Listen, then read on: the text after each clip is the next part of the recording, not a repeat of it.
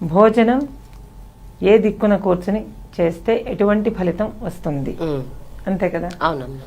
అలాగే లక్, ధనాభిలాషులు ఎలా చేస్తే ఇంకా బెటర్గా వాళ్ళు గెయిన్ అవుతారు, పొందుతారు అనేది. ధనాన్ని పొందుతారు, అదృష్టాన్ని పొందుతారు.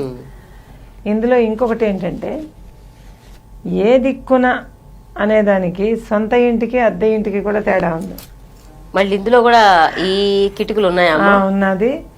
అలాగే ఒకరి ఇంటికి వెళ్ళినప్పుడు, అంటే మనం గెస్ట్గా వెళ్ళినప్పుడు ఎటువైపు కూర్చోవాలి, ఇంట్లో ఉన్నప్పుడు సొంతంగా ఎలా ఉండాలి, ఇన్ని మార్పులు ఉన్నాయి.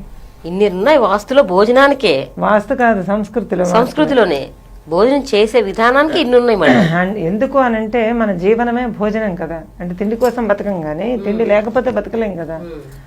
అంతేకాకుండా మన ఆయుర్దాయాన్ని కూడా నూకలతోనే కదా లెక్క. చాలా బాగా చెప్పారమ్మా. అంతే కదా. సాధారణంగా అంటారు కదమ్మా, ఏదైనా అకస్మాత్తుగా ఏదైనా జరిగిందంటే వాడికి నూకలు చెల్లిపోయి అంటారు. అంటే అర్థం ఏంటి, అక్కడతో తినే తిండి అయిపోయింది అని. అంత ముఖ్యమైనటువంటి భోజనం, దానికి రూల్స్ అండ్ రెగ్యులేషన్స్ ఉండడంలో ఆశ్చర్యం లేదు కదా. అంతే అమ్మా. అన్నప్రాశన చిన్నప్పుడు 6 నెలలకి చేసేది అప్పుడే మొదలవుతుంది. అదే చెప్తున్నా, దానికి ఎందుకు అంత ఇంపార్టెన్స్? మన హిందూ సంస్కృతిలో అన్నప్రాశనకి ఎందుకు అంత ఇంపార్టెన్స్? అంతవరకు తల్లిపాలు అనే అమృతం తాగుతూ ఉంటాడు కదా. అయినా కానీ పెట్టెడు పాలు, తల్లిపాలు ఏదో మొత్తాన్ని పాలు తాగుతూ ఉంటారు కదా. ఆహారం అయితే వెళ్తూ ఉంటుంది. అన్నం అనేది వచ్చేటప్పటికి, అంటే ఆహారం సాలిడ్ ఫుడ్ వచ్చేటప్పటికి దానికి ఒక ముహూర్తం, వేడుక, ముచ్చట అన్నీ చేరిపోతాయి. చాలా పెద్ద తంతులాగా, తంతుతంగా ఉన్నాం. ఇంకా అన్నప్రాశనప్పుడు ఏం చేశారు, అలాంటప్పుడు ఏం చేశారు, ప్రస్తుతానికి ఏమి ఇచ్చారు, అలా వాళ్ళు ఏం కానుకిచ్చారు, వీళ్ళు ఏమి ఇచ్చారు, వీళ్ళు ఏం పట్టుకున్నారు, చాలా పెద్ద టాపిక్ అది కదమ్మా.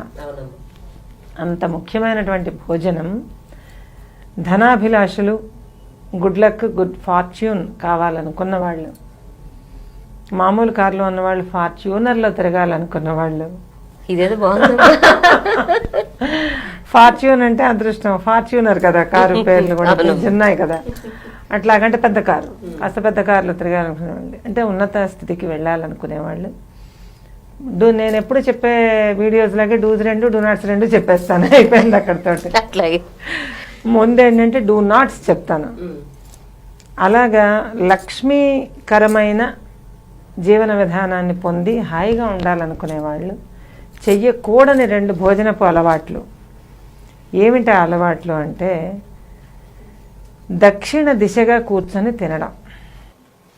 అది ఆపేయాలి, తినకూడదు. ఒకటి, దక్షిణ దిశ యమస్థానం, మృత్యు సూచన. దక్షిణ దిశగా కూర్చొని అంటే దక్షిణ దిశని చూస్తూ తినడం అన్నమాట. అంటే మనం ఉత్తరం వైపు కూర్చుని దక్షిణం వైపుకు మన మొహం ఉంటుందన్నమాట. అంటే మనం తినేది దక్షిణాన్ని చూస్తూ తింటాం కదా, అది దక్షిణ దిశని చూస్తూ భోజనం చేయడం అనేది అకాల మృత్యు కారణము. అంటే ఆ ఇంట్లో ఎవరికైనా జరగవచ్చా? తిన్నవాడికి, ఎవరికైనా ఎందుకు జరుగుతుంది అంటే వాళ్ళకి ఆయుక్షీణము అని.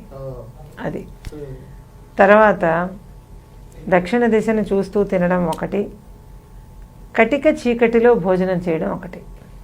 అందుకేనమ్మా చిన్నప్పటి నుంచి పెద్దవాళ్ళందరూ కూడా లైట్ లేకుండా భోజనం చేయొద్దు అని చెప్తుంటారు. అంతేకాదు, అసుర సంధ్యలో తినకూడదంటారు.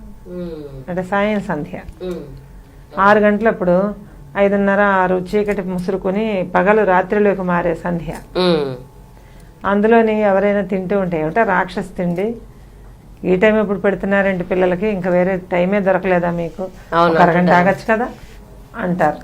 లేదా అరగంట ముందేనా పెట్టచ్చు కదా అని.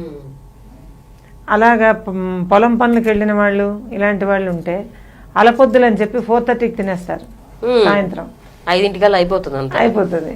అలపొద్దు అంటారు దాన్ని, అచ్చ తెలుగు పదం అనమాట. అంటే పొద్దు వాటారే లోపు తినేస్తారనమాట.